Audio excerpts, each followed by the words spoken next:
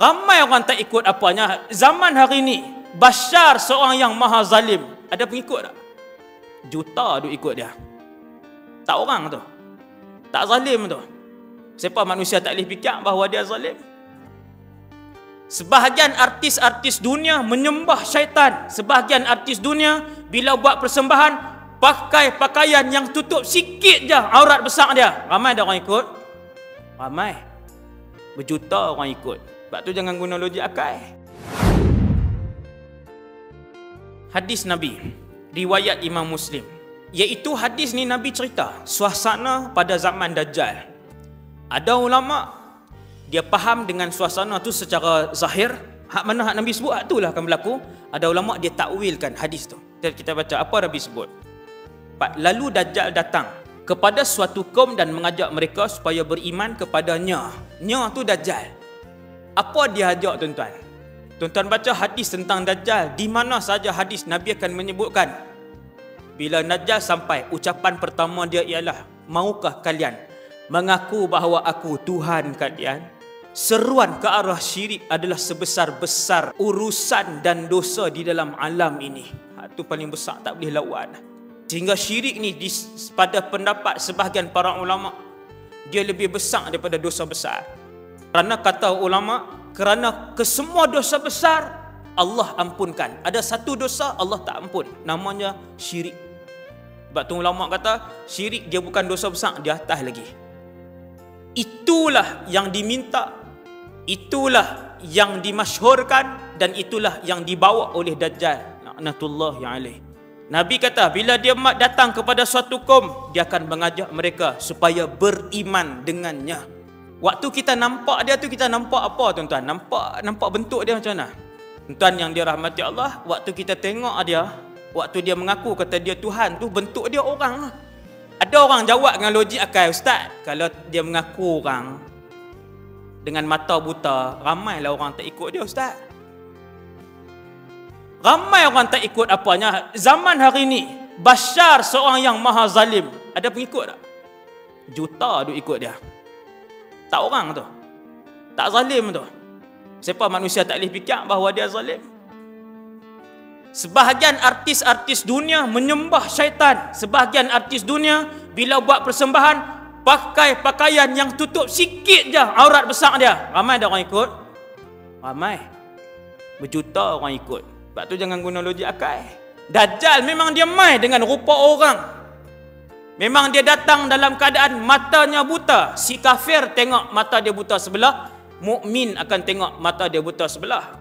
Tapi disebabkan kemewahan yang dia bawa, sihir yang dia bawa, ucapan yang dia buat, ramai yang ikut dia. Seperti mana ramai orang hari ini hanyut dengan manusia-manusia yang zalim yang duk bawa, yang tuan-tuan boleh tengok atas muka bumi Allah hari ini.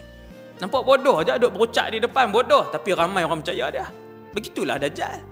Kemudian, apabila mereka menerima seruannya, bila orang beriman dengan dia, mengaku kata, kami terasa hang memang Tuhan sungguh.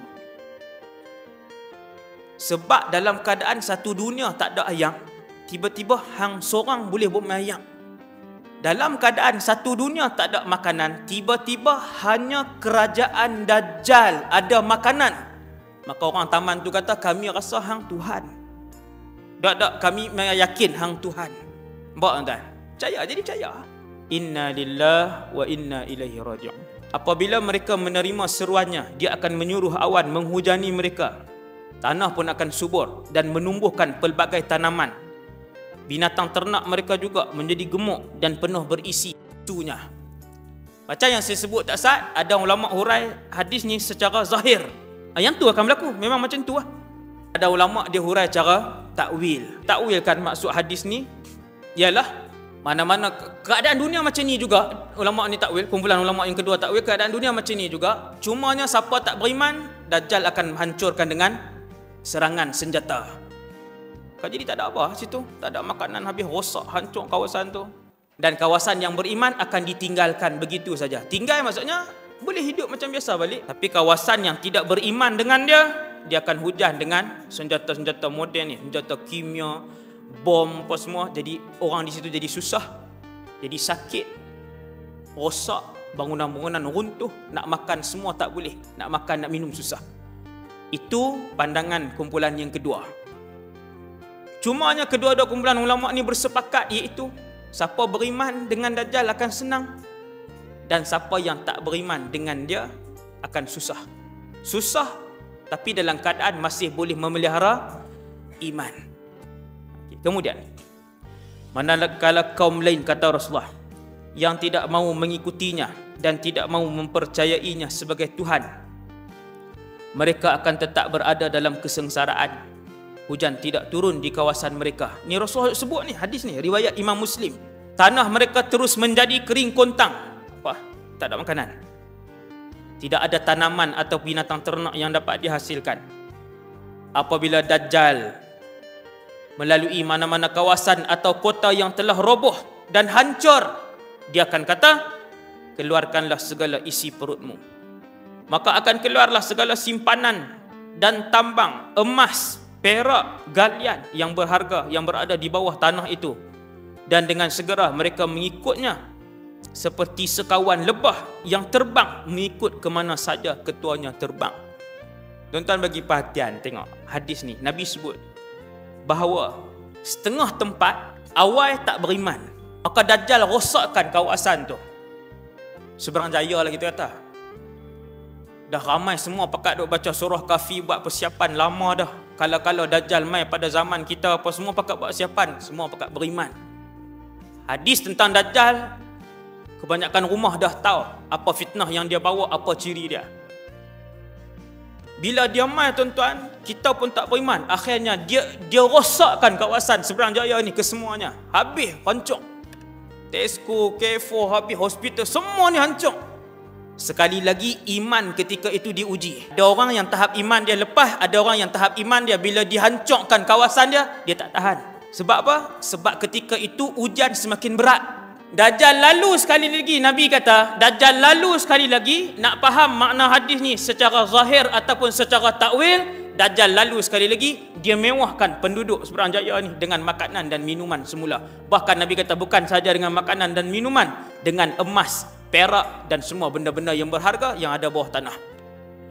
Hurai secara zahir memang keluar emas sungguh.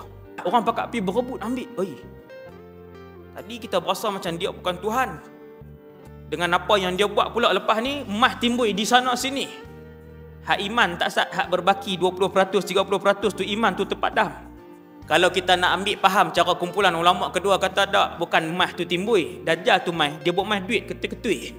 Dia mai, dia buat emas duit ketui-ketui. Dia kata ni peruntukan untuk hampa, hampa majukan balik kawasan ni.